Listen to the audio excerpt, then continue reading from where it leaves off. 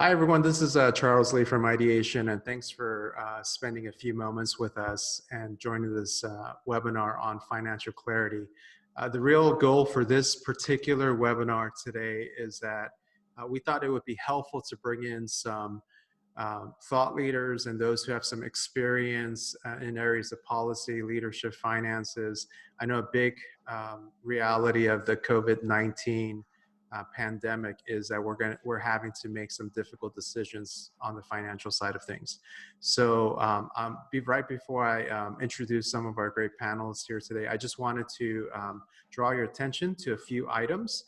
One is there is a Q&A button probably towards the bottom of your screen where you can ask written questions, and sometimes panelists will just respond to you in that box itself. Others, you're welcome to ask questions directly in the chat feed. And then one other thing is, I know those who are participating here on the webinar and calling in or viewing this on your computer at home, is you also have resources that might be helpful for other people here. So we encourage you to share links on the chat feed. We'll have somebody from our team regularly looking through it, grabbing some of the links, and we'll make sure we'll do a follow-up email with some helpful links to you. So the more we can share as a community, the better. So let's jump into this conversation. I know we only have about an hour's worth of time. And so as many of you know, the CARES Act is a $2 trillion, somewhat of a coronavirus aid package. And in order to kind of dive into that, I thought it would be good to bring in some of the people who we have here on the panel. So let me just briefly introduce our panelists. First, we have Zach Moeller, who is the Deputy Director of the Economic Program at Third Way. He was the former senior policy analyst at the Committee for a Responsible Federal Budget, as well as an economic analyst in the U.S. Senate. And he's been tracking really both the development as well as the implications of what this new support package may be like. We also have Kevin Lum, who is the founder of Foundry Financial. He's spent several years in helping individuals make sound financial decisions, but also decisions of investing in impact projects, whether socially minded type of investing. We also have my friend, longtime friend, Penny Hunter, who is the founder of Hunter Strategy. She's an author.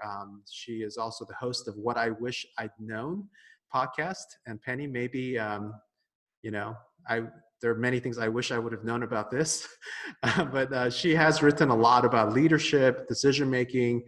She's helped numerous businesses and organizations for a few decades now in making solid strategic decisions about their future. And then last but not least is a really good friend of mine, Ryan Sisson. He's the CEO of Moniker Group, a family of companies in multiple spheres, including hospitality design, co-working, event design and management, real estate, and the list kind of goes on. And he's definitely feeling some of the direct impact of this time, along with many of you who are jumping on board. So let's dive in. So the way that we're going to format this is the first few minutes, I do want to ask some of our panelists some specific questions related to their expertise. And from there, we're going to go straight into questions that you may have. So you can start asking questions on the webinar chat as things arise around clarity around this. And then we'll go to your questions pretty soon, and then we'll spend most of our time really answering questions. So the spirit of this is meant to be kind of a community town hall. So Zach, why don't we start with you? Tell us a little bit, because you know, obviously, probably most people who are on this webinar have read some things about the CARES Act, and tell us a little bit from a very high level on what it is, and who it seeks to benefit, and kind of the purpose and intent behind it. Okay, great. Well, first of all, thank you so much for having me today. So the CARES Act is the third legislative package to address the coronavirus COVID-19 crisis that the country has faced. The first package was very small and was focused primarily on public health. The second package included provisions about paid leave and contained other kind of emergency spending for state and local governments and public health areas. And then the CARES Act is what we've in DC been calling phase 3. You'll see, the president tweeting about phase 4, or hearing people talk about these phases. So the CARES Act is what we mean when we say phase 3. So the CARES Act is a very large bill, and it is meant to help both businesses, but as well as all Americans and the unemployed. So there's about half the bill, maybe a little bit over half, is in business targeted relief. So this includes some bailout money for airlines. It includes a large lending facility being run out of the Federal Reserve and the Treasury that will lend to medium and large size businesses. It includes an expansion of the unemployment insurance system, including a kind of plussed up benefit, about $600 a month on top of basic unemployment insurance that you may receive to kind of help furloughed and laid off workers get through this process. It also includes these like one-time checks. There was a lot of talk of these $1,200 checks that were going out. And that's for folks in the kind of the low and middle income area, and it will phase out for higher income individuals. But basically, everyone should be able to qualify for these $1,200 checks. It's $1,200 per person, $2,400 per couple, and then $500 per child. And then there were a lot of other really small provisions, but most of them, at least from a dollar amount, went to state and local governments for grants so that they can cover their budget shortfalls. Other public health spending, money for protective equipment for hospitals and things like that. And then the payment protection program, which is the kind of the large chunk of small business relief that exists in the CARES Act. And that's kind of the big nexus of where I think most of the policy conversation is going to be at going forward. So just a follow-up question. So I know a lot of people are talking about the PPP, the Payment Protection Program, and the CARES Act. Tell us a little bit, for those who may be less familiar, of how that part of the budget actually supports small businesses. Great, yeah. So it's really the marquee part of the CARES Act for small business. It provides cash flow assistance through about 100% federally guaranteed loans to employers who maintain their payroll during this emergency. If employers maintain their payroll, the loans themselves can be forgiven. So basically, businesses and certain nonprofits with fewer than 500 employees can apply for these loans through their bank to cover the costs of mortgage payments, utilities, wages, and healthcare benefits. Essentially, loans can be for up to $10 million, but any individual business is eligible for 2.5 times average monthly payroll. So if your monthly payroll is $1 million, you would qualify for $2.5 million of this loan. Even self-employed folks can qualify here in counting your own wages. The key here is that loan forgiveness. So at the end of the day, you sign up for a loan, but the government will forgive the loan, but that forgiveness is going to be based on maintaining or rehiring staff. So if you've already furloughed staff or laid them off, you'll have the opportunity to bring them back. And forgiveness itself will be reduced if the full-time headcount declines or salary and wages decrease. I believe the threshold is about 75%. So if you dip below 75% of where you were before this, then you will get a subsequent garnishment of that forgiveness. And you'll have through June 30th to kind of rehire and apply for this. Well, maybe I can broaden this question out to even like Penny or Kevin or Ryan as well. I personally, just out of curiosity, reached out to some family and friends that work in SBA loans, and it appears that there isn't a lot of clarity yet as to how this works. And Ryan, Penny, or even Kevin, has that been your experience as well? I guess we're waiting for some direction, hopefully by tomorrow, on how this is supposed to function. Am I reading it correctly? Yeah. I feel like they're waiting. Ryan?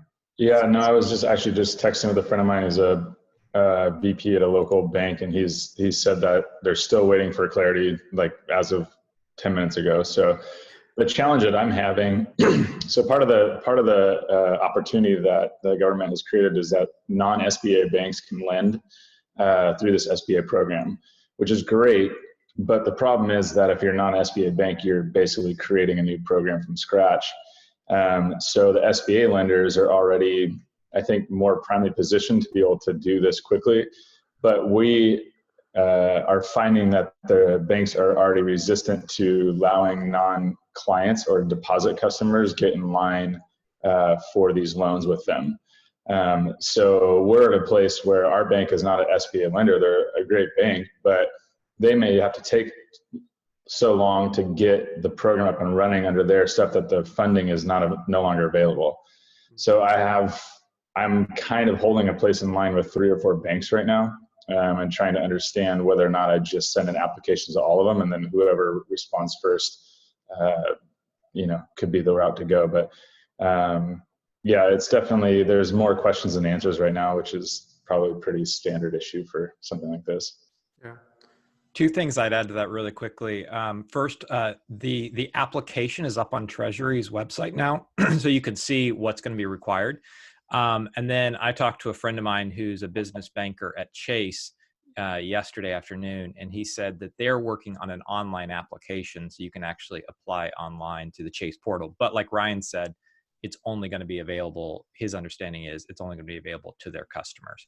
But I think it's helpful to go kind of look at the application that's on Treasury just to get a sense of what they're going to ask. It's a really streamlined application.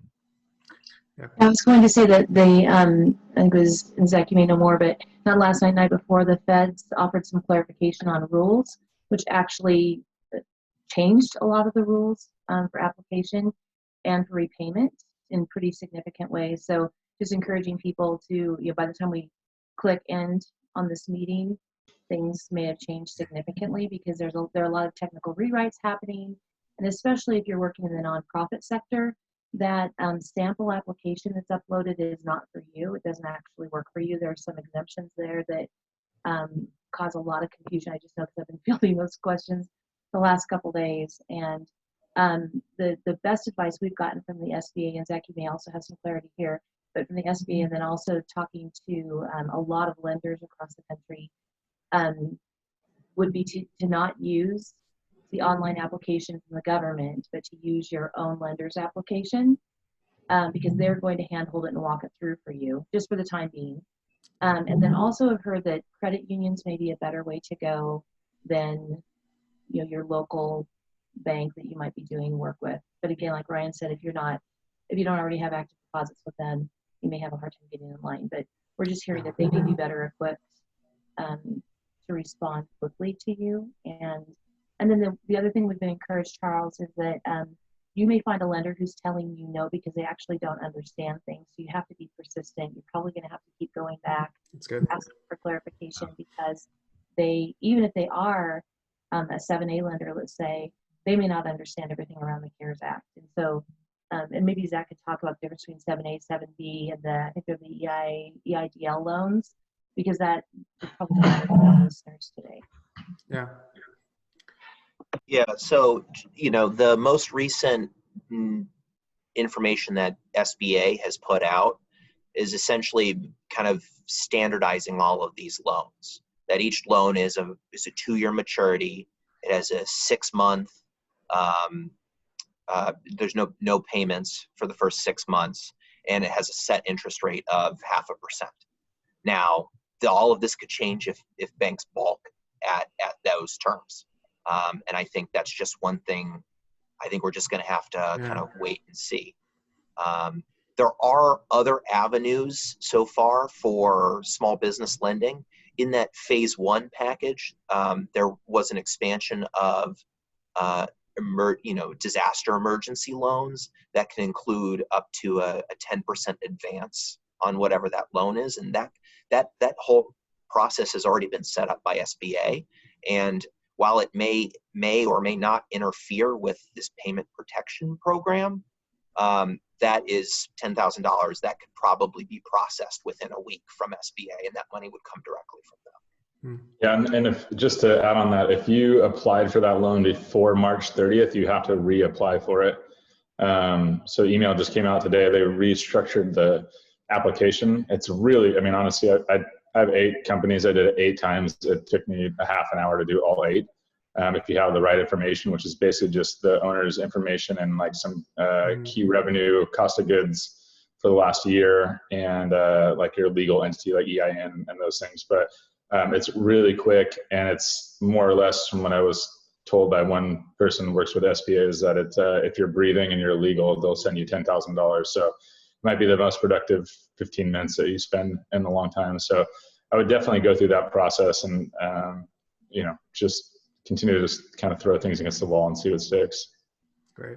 Although I would add, there's been, as with all confusion. So one of the SBA executives in the Mid-Atlantic region yesterday did an interview where he said you only are going to get the 10,000 if you have over 10 employees, or to get the full 10,000, you have to have at least 10 employees in that company. But again, there's a lot of disinformation. Another friend called the SBA and he spent 2 hours on the line with them. And when he finally got a hold of them, they said, no, you don't get, because what they've claimed is you get that within 3 days of applying. You should get a payout into your checking account within 3 days. And they told him, no, that's only 3 days after you fill out the full loan application and need to get approved or denied. But that's inconsistent with other things we're hearing. So there's just a lot of confusion out there right now. So since there is a lot of information and it might get confusing, both those who are actually trying to execute on this, obviously, like, are the government websites like SBA and others the primary sources that you should really be leaning towards, or are there other helpful sources that you guys are turning to for like up-to-date type of information conversation? Yeah, I haven't found the government websites to be overly helpful yet. No, I agree. But there's a couple law firms that are tracking it really closely that I watch their blogs. And then 1 or 2 senators, I think it's a senator from Hawaii, has a really helpful website providing information, up-to-date information, but that's the best government information I found. Okay. I was going to say there's a senator from Nebraska who's also done a really good job of boiling things down. And then I would also look at some HR recruitment hiring firms they're not placing people right now, so they're looking for work as well. And so they're creating a lot of interpretations of the law. And they typically have legal counsel who work for them as well. So they're helping interpret it for the average business person. And they're spending their lives full-time tracking changes that are coming. So I'm using probably 3 or 4 of those, as well as a couple lawyers that I'm working with, and then also a few CPA firms. Great. On top of it. Thank you. Yeah, because the thing I would add is there's a ton of tiny little provisions between the last 2 bills that are helpful to small business owners. So there's a provision to allow you to defer payroll tax. There's a provision to allow you to get a payroll tax credit if you're offering, if you're under 500 employees and you're offering paid leave. And then there's a little bit if you're offering paid family leave up to 12 weeks. And there's loan deferment where the SBA will, if you have an SBA loan, they'll pay, they'll pay your interest and principal for a certain period of time. So there's all these tiny provisions that can help with cash flow in the short term, but just figuring out what's there and what actually you can qualify for is a bit complicated. Okay. I don't know if Zach knows anything about this, or if you do, Kevin, but or maybe even Ryan. There is a home loan. There's some home loan help for sole proprietors. So for those entrepreneurs who are on the call today who work from home and they're having a hard time making their mortgage, there's some help there as well. I haven't dug into that. I've just been told by a couple advisors that there's some help for sole proprietors. Zach, I haven't dug into it yet. Okay. Yeah, I don't know specifically. I mean, one of the things I've seen is that almost all these provisions apply to sole proprietors, which is unique. But the problem is a lot of sole proprietors, for PPP anyway, is they don't have payroll, or they just take like a distribution. They don't have a payroll. But what most of them say is that this can be used for rent or mortgage. So if you're a sole proprietor, it doesn't seem to stipulate that it has to be like for an office space. It could be just rent or however it is that you kind of survive and keep going. Yeah. Yeah, because we did have one question, like, does a loan for maintaining payroll apply to one person company? And yeah, if they have payroll, I mean, if they pay themselves, yeah. Okay, good. That's good to know. So we have some questions coming in. I think we could jump into some of this. I'm assuming the panelists can kind of see the Q&A as well. But we have one person that asked regarding PPP, average monthly payroll, how are new employees for existing businesses taken into consideration? I have 2 new employees, one hired in June of 2019, another on March 2nd of 2020. Past year monthly average payroll doesn't take these fully into account. Thoughts on that, anyone? Yeah, so the provisions in the PPP, we're looking at your average monthly payroll in calendar year 2019. So if you, that should be your threshold metric. If your business didn't exist in 2019, it's looking at just the start of this year.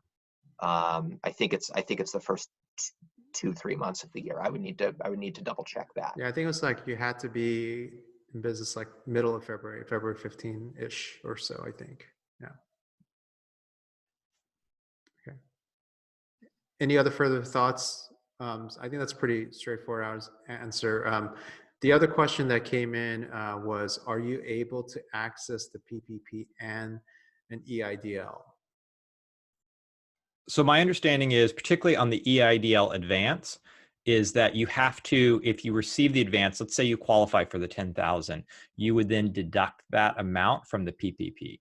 So let's say you qualify for a $100,000 PPP loan and you got the $10,000 EIDL loan, you would only, or the EIDL advance, which the EIDL advance is forgivable. That's the one thing. I don't know if we mentioned that is even if you don't qualify for an EIDL loan, the 10,000 advance you don't pay back. So even if you choose not to accept it, so we've been telling clients just apply for it, even if you don't want that loan, just go ahead and apply. But then, so if you, let's say you qualify for 100,000 in PPP, you got the $10,000 EIDL advance, then you'd only get 90,000 from PPP.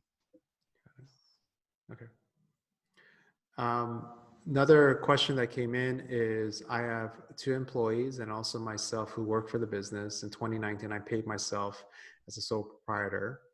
However, in 2020, I transitioned to an S Corp. How should I calculate my monthly paycheck for the purpose of the SBA loan?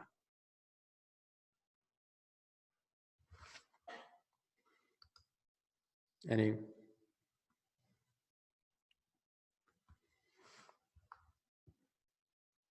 Yeah, I mean, I think that they're just looking, there's a couple different periods you can use to calculate that average. And so I think you just have to do your best at estimating what that is and figuring that out. Mm-hmm. I don't think it's an exact science. Okay. Yeah. The key with any of this is going to be, though, making sure you just have all your documentation ready and prepared. Yeah. You can get some sense of the documentation that the government is looking for on the federal PPP application, but your bank is going to need to work with you on that too. So as long as you know all of that stuff in advance, you can look that up, kind of get those records ready. That will help smooth out whatever the process starts with banks. Yeah. Yeah, because there's a number of provisions where, like, if you're a seasonal employer, I mean, if you're a traditional employer, you use these months. If you're a seasonal employer, you use these months. And there's a number of ways of kind of calculating exactly what that average monthly payroll is. Okay, great. One person asked, I think this is, I know we do have some not-for-profits tuning in as well.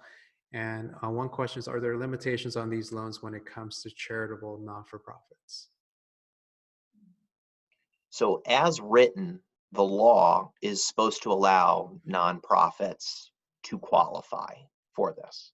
I would assume this is 501c3s. Now, as Penny had mentioned, we haven't gotten clear guidance on what what the documentation nonprofits are going to need versus, small companies are going to need. But it still also has the same employee limitation and the same payroll responsibilities of maintaining employment. And There are a couple other complicating factors there with the 7B. If you're a nonprofit that is, say, Jewish or Christian or Muslim, you're going to have some issues with the 7B that you wouldn't have with the 7A. So it's important to know what you're actually applying for. And then we're encouraging nonprofits to go ahead and apply, assuming that the intent, which we're hearing from the senators who were part of crafting this bill, that the intent was to give nonprofits access, just like businesses would be given access. So we're hopeful that any of the rewrites would lean in that direction rather than becoming more restrictive. hey, Penny, do you remember, have you seen the EIDLE application? It's I filled it out, and there's like a section on there if you're a nonprofit where you can, let's say you're a religious nonprofit, even a church, you can just say what they ask you what your amount is that's that doesn't go to proselytizing or secular activity or something like that. Yeah, so it has to go directly for secular activities, which means, food or shelter, that kind of thing. So the problem is if you're a faith-based nonprofit who's doing work like, let's say, a shelter in the city, that would only cover food and housing, that kind of thing, but it wouldn't cover any of your staff who are providing non-secular or religious help. So there are a lot of churches and synagogues who are applying, and they can't apply for the IDL loans. At least, it'd be very difficult, probably a waste of their time, because so much of their work could not be defined as secular. One just kind of interesting item of note, and maybe Zach knows more about this, but in the expansion of the unemployment benefits, it includes religious employees who often don't, religious organizations often aren't required to pay into unemployment, but they are included in the expansion of unemployment. Yeah, the UI expansion that was in this bill, this phase 3 legislation, is kind of the largest expansion in terms of who qualifies for UI. If you're a 1099 employee, you qualify for unemployment insurance now, and including that enhanced benefit.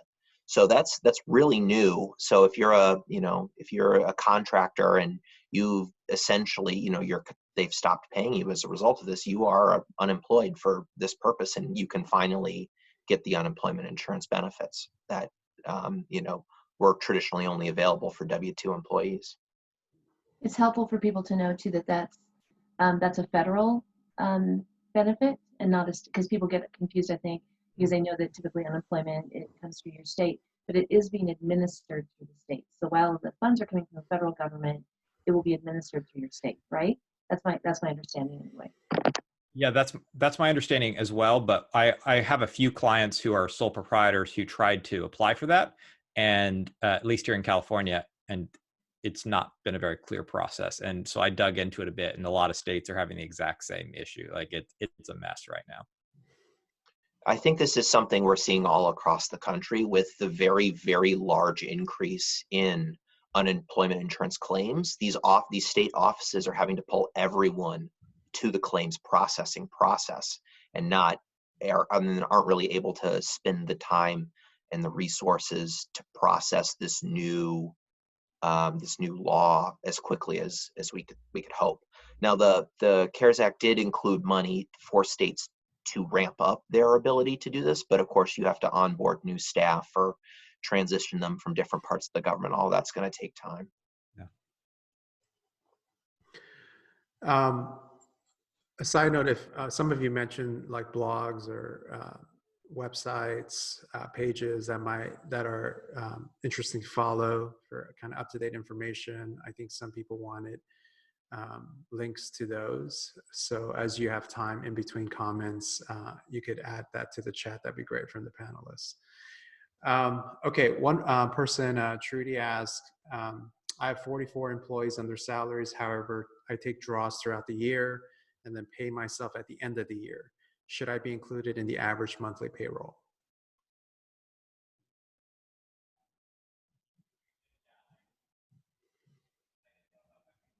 I mean, that's a good question. I mean, it depends on which way you're using, which method you're using to calculate your average monthly payroll, right? If you're using just a small segment of the year, if you have a lot of seasonal employees, then, you know, that big payment at the end of the year probably won't be part of that. But if you're averaging out your pay over the entire year, like the 2019 method, then conceptually that would get drawn down. Now, that wouldn't be 1 month, right? You know, you took 4 payments, those 4 payments would end up kind of getting averaged into the whole year. One other just quick note is there's a cap of $100,000 on on a salary. Like if there's a salary over 100,000, you can't include the above portion. Okay. Great. So some good links being shared on the chat right now. Some other, let me see here.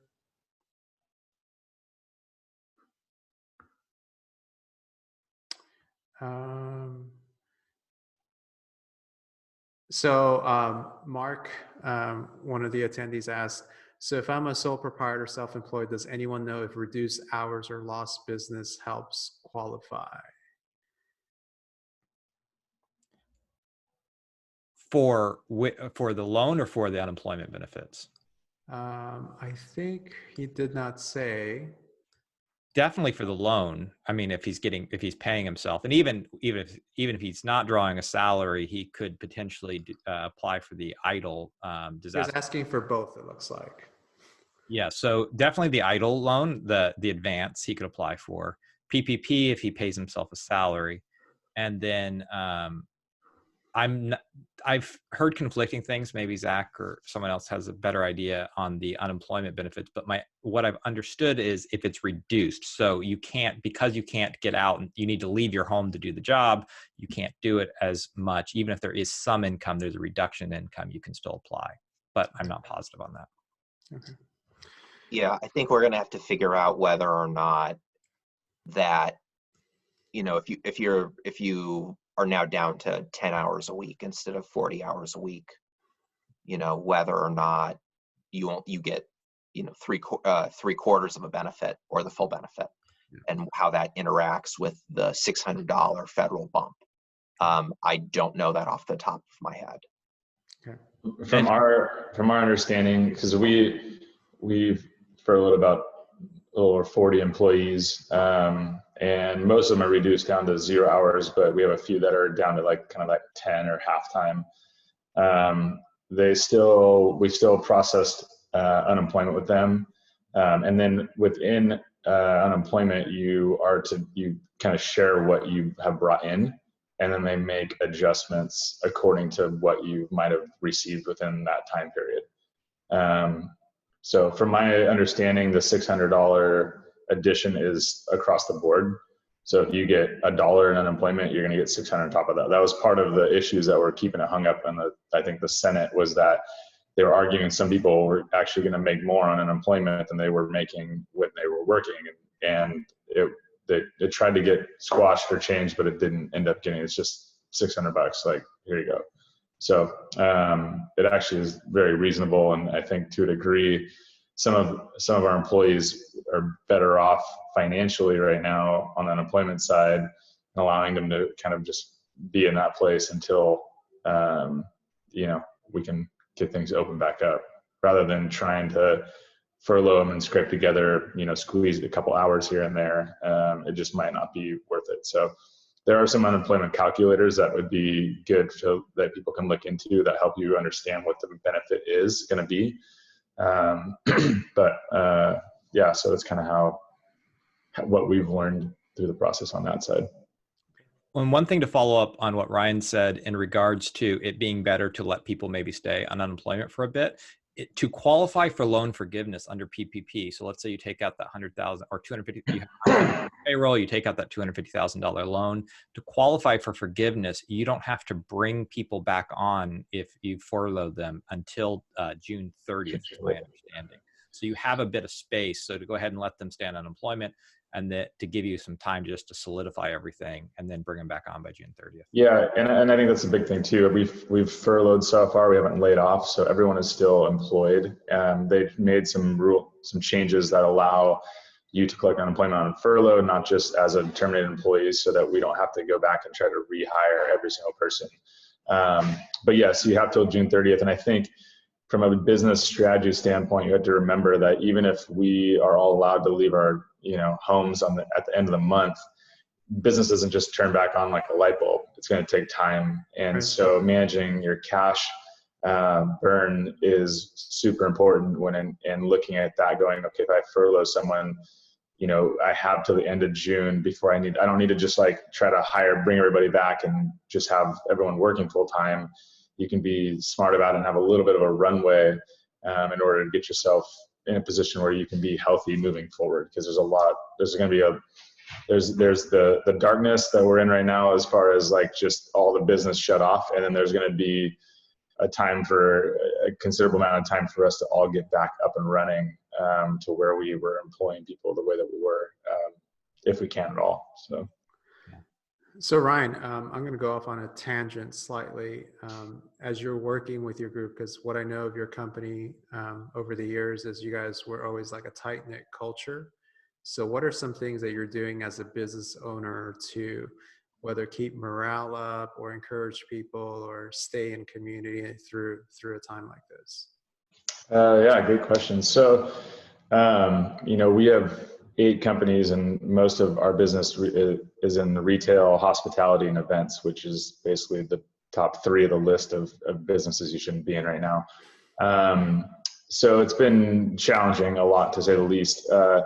Done a couple things. One, we've just been trying to make things work as best with what we have. I mean, I'd say our revenue is down probably 80 to 90%, almost overnight.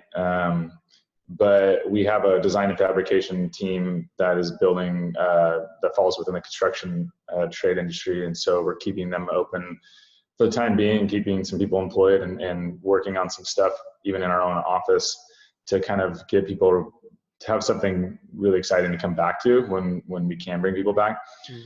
We have a coffee shop that we turned into a grocery store. So we provide a really kind of essential basic groceries, fruit, veggies, some other stuff, as well as adult beverages from our bar that we can provide for people to go. It keeps us open and keeps probably like 4 people employed. And so I think that's one of the ways, is just going like, hey, we're not going to just roll over and just, hope that things just get better. We're going to see what we can do with what we have, and we're going to make the best of it. So that's, I think, hopefully showing our team, okay, we're working towards the long term. We're not just, taking what's given to us in the moment and, just kind of not doing anything with it. So that's one thing. Another thing we did was we started a Slack channel. We call it Better Together, and it's our whole company. And it's just a feed of good news that's associated to our company. So one thing, for example, we started it with our insurance broker went online and bought like $400 worth of our like moniker t-shirts, like the first day this happened. And it's not going to change, the trajectory of our business, but I think it's the reminder that those types of experiences and those types of people are out there is what's going to help us get through what it is that we're going through. So just trying to keep people connected in that way. We've done a couple on like digital management training sessions to keep kind of just investing in our people and then just trying to, what little information we can communicate, or what we have to communicate, I should say, just continually putting out there. So, we're just, we've been massively reduced in what we're capable of doing, but we're just trying to make the best of what we have and serve our community and serve our people. Yeah. Penny, maybe I can ask you, along the same lines is, what are people doing when you think about, helping others make decisions during these types of times of crisis? What are some frameworks for thinking about decision-making that you could provide as just kind of help for those listening in? Well, I serve people in a couple different sectors. There's one sector that we're literally trying to save the entire sector, because it may not, as a business, may not survive at all. And so that's a pretty desperate situation. So the way we're helping those clients make decisions is very different from the way we might be Yeah. helping someone who's just trying to kind of ride it out or rethink things. But we're encouraging people to lean heavily on their community of counselors, so people they've trusted for a long time, that, in the midst of all the emotion of a massive crisis, this isn't, I lived through 9/11, and I lived in Washington, D.C. during that time. And on the heels of that, we had a sniper attack. And I've lived through those kind of crises. This is very different. It's very universal. It's absolutely non-discriminatory. And so everyone has legitimate reason to fear for their own safety, their own health, the health of their families. And then there's a business on top of it. So it's a lousy time to make any kind of decision. Any counselor would tell you, don't make a significant life decision when you're under a lot of stress. Well, guess what? We don't really have the option of waiting. So it becomes really important to gather your counselors, those that you've always trusted, to give you good advice as you're making those decisions. Watch what other people that you trust are doing. Like I would be on the phone with Brian, asking him what he's doing with his team and why he decided to furlough and why at the time that he did, and what his gate marks were. He was looking at, opening them. And then I would weigh short and long-term impact, because there's some decisions that are going to be really, really painful for the short term, and there are others that could actually decimate you for the long term. And so I think that's part of what we've been encouraging people to do. And then the other thing is that, we're looking at 3 phases. We're looking at this acute emergency phase, and then we're looking at the imaginative, innovative, rethinking phase that I'm hoping will happen this summer. And then we have the startup phase, where we all get back up and running, and try to rebuild our businesses. And I'm focusing a lot right now on phase 2. Well, it's been a lot of hand to mouth, helping people just survive right now. Also doing a lot of thinking about, and we're actually going to be doing several things helping people reimagine their workplace. One of my clients is in the camp and conference center world. Can you imagine ever going to a buffet again? Ever? And that's how camps typically serve everyone. Yeah. So try to rethink everything from food service to hospitality to how you clean a bunk room, and then doing some work in the hotel industry as well, thinking about, will people ever feel safe going into a hotel again, using a bathroom someone else just used. So that reimagining time, I think we need to begin shifting our mindset a little bit, while we're also thinking about applying for the loans and looking for ways to stop some of the bleeding. We also need to be starting to put our hand to the reimagining what things may need to look like moving forward. And for those of you who are entrepreneurs, that feeds your soul. And so I think it also helps with your mental health to know that you have something to give your strengths to. And just imagine. That's just some of what we're seeing, Charles. And then really encouraging leaders to be as compassionate and empathetic as they possibly can with the people they work with. Yeah. And that includes with themselves. And I can't really relate to a lot of my friends who are taking up new hobbies and things during this time, because I'm pulling 20-hour days, and everyone I know is also, working really hard and working long hours. To know that some of that is going toward your future and rethinking things, I think is really good for our mental health. Yeah. So for what it's worth. No, that's really good. You kind of answered Barbara's question on the Q&A of just how are you envisioning your business model changing. And we work with a lot of clients right now too, and it's really like less about just weathering the storm or hoping things get back to what it was, but it's really pivoting to say, okay, this is going to be more of a long-term potential. And the fact that, we may still be about a year out from a vaccine, is that this is kind of, even if people go back to work, it'll be probably a modified business experience.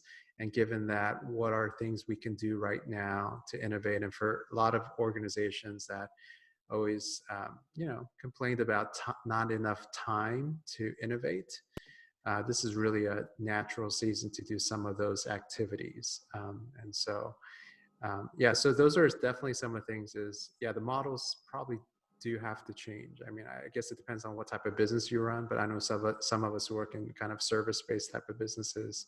A lot of things are pivoting fairly quickly. Yeah. Okay, we also have a couple of other questions that are coming in. One is maybe going back to Zach. Can you speak to what's being discussed for the potential 4th supplemental? Yeah, absolutely. So a lot of different things are getting thrown around by a lot of different people. Just yesterday or 2 days ago, the president was tweeting about a $2 trillion infrastructure package. I know that the desire to do infrastructure is very important, and I know that the country needs it. Infrastructure itself spins out, money goes out the door more slowly when the government is doing infrastructure spending, because it takes years to expand a highway or things like that. That's very much in the recovery type economic situation, right? As we've cleared the kind of virus economics and the immediate crisis, that could be stimulus that helps kind of spur the economy after. Treasury Secretary Mnuchin has been on TV a lot saying he's going to go right back to Congress and ask for more money for small businesses, especially if the Paycheck Protection Program kind of starts running out of money. I've seen estimates that there could be a need for up to $1 trillion in this forgivable loan option, so that there can be enough money there for however everybody's going to need it. Right now, that would mean only about 35% of that is funded, given the current bill. And then, Speaker Pelosi has mentioned infrastructure. I know that there'll be a big push from House Democrats to do infrastructure. And in her press call today, she indicated that there's just going to be other sort of economic recovery stimulus. But one thing I know that is going to have to be part of this next package is going to be state and local government support. If you've ever interacted with state and local government budgets, they are in many ways required to balance their budgets. And so if tax revenue is down through sales taxes and so on and so forth, then they're going to have to cut spending. And if they cut spending, that helps slow the economy as well. So I think there'll be a big push to do additional support for state and local governments. And I think phase 4 is going to still need some more of this immediate recovery type funds, whether it's for small businesses or whether it's another $1,200 check or something like that, before we can really turn to recovery. But if they're only going to get one more shot, and who knows if they will, or they'll do 2 or 3, it's all not going to hurt at this point. The government has plenty of fiscal space to borrow and lend, especially with the Federal Reserve being as accommodative as it is now. In my prior job, I very much cared about debt and deficits. Like, that was a big focus of my employment. I am a lot less concerned about the federal debt and federal deficits today than I have been in the past. Kevin, let me ask you a question. I know part of this is, apart from business, people are thinking about their own, investments they may have already, their portfolios. What are some things to maybe even think about as they make decisions during a time like this? Yeah, so I've had a couple pieces of advice I've been giving to clients. One is, don't open your statements. You don't really, it's not a good time to sell. Anytime you have a financial collapse, it's not a good time to sell. Stay invested, because what happens when you try to time the market, you almost inevitably end up missing out on the upswing that comes back when the recovery starts to take place. And often the markets recover before you kind of feel like the recovery is taking place. And so just telling people to be patient. But the other advice I give to people is, if you have money set aside, if you have money in cash that you don't need for your daily life, to begin looking at reinvesting in the market now, and just beginning to kind of dollar cost average in. And there's some incredible companies that are on sale right now. I don't think we'll see prices like this for a long time. And so personally, and for my clients, we've been saying, what are companies we've wanted to own, that we wanted to invest in, that have strong balance sheets, that have a lot of cash, that we can begin to kind of nibble on now. And so that's the kind of on the investment side advice I've given to people. And we could still see another 20 to 25% drawdown. We don't know, but I'm just continuing to buy. So if it continues to go down, I have a 50% in cash. And if it continues to go down, I'll just continue buying as we go down. The other piece is just telling people to begin to prepare for a prolonged downturn, right? So we don't know when the recovery is going to take place. So start looking at your budgets. What are those things that are on reoccurring subscriptions that you forgot are coming out of your account every month, and thinking like, what can I begin to kind of pull back on? What are areas that we can tighten our budget? And just using this time to kind of evaluate your overall financial life. Do you have the right, are your investments where you want them to be? Do you have the right life insurance and disability policies and all the other things? It's just kind of taking this time that you are thinking about futures and insecurity to kind of look at your overall financial life and your overall security and protecting that life. One other thing I wanted to add on real quick, question that popped up. Someone said, Zach said you need documentations, and I said just use an estimate for the PPP loan. What I was trying to say was that there's not a lot of guidance provided on exactly how to get to what that monthly payroll average is. And, like the question, can I include my distribution in that average? So what I've told clients is just do your best. You need to be able to prove and document how you came up with the number you're using. But when there's not a lot of clarity on how you to go about that, you just have to do your best and try to, and then show how you came up with that number. Just a quick note, someone did ask if this is being recorded, and the answer is yes. And for the sake of just kind of communicating back, especially to those of you who are on this webinar, is we'll send it to you via just email. No offense taken if you unsubscribe from our email after that. But it's meant to just kind of a simple way to get content back out to you. And so we'll get out to you shortly, later today or latest tomorrow. So you can kind of go back. I know there are many spots where people probably want to go back to comments and pause and think about its implications to their business. I know we only have about 7 minutes or so left on this webinar. Maybe I'll just throw it to the panel. Are there any points that you want to either reemphasize or things to consider, whether it's on the topics we've discussed or on the periphery of some of these topics? Any closing thoughts by any of you here on the call? Actually, I'll jump in real quick just to add to what I just talked about. The advice I've been giving to everyone is around the markets. And again, this is very specific to your investments and your retirement portfolio. Unless you're retiring very soon, what I've told people is it's hard to actually lose money in the financial markets over the long run. So over the past 75 years, the market has only been down 16 of those years. And in those 16 years, the average drawdown or the average amount that's been down is 12%. But in the other years, the up years, it's up by an average of 19%.